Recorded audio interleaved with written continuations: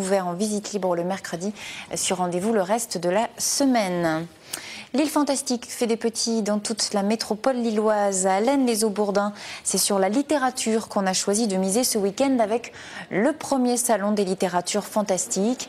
40 écrivains étaient présents pour présenter leurs ouvrages et ce qu'on peut dire, c'est que ça plaît. Près de 1500 personnes se sont déplacées, des amateurs du genre ou des novices. Alors, au-delà des sorcières et des elfes, une place toute particulière a été faite aux vampires. Le premier livre de Bram Stoker sur Dracula est sorti en 1897. Il a été réédité plusieurs fois. Il a donné aux vampires un énorme succès populaire qui a perduré, vous allez l'entendre, au fil des années, même 100 ans après. Le vampire a toujours été plus ou moins là en littérature ou au cinéma, mais après il a des retours cycliques en fait. Régulièrement il y a une œuvre, comme vous disiez Buffy dans les années 90, qui a remis un coup de boost en fait à la visibilité du sujet.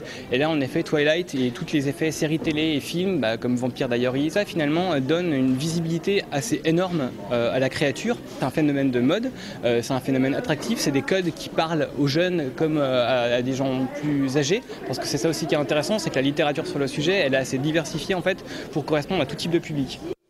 Le Salon des littératures fantastiques serait le seul au nord de Paris. C'était une première ce week-end, mais au vu du succès, il devrait être renouvelé.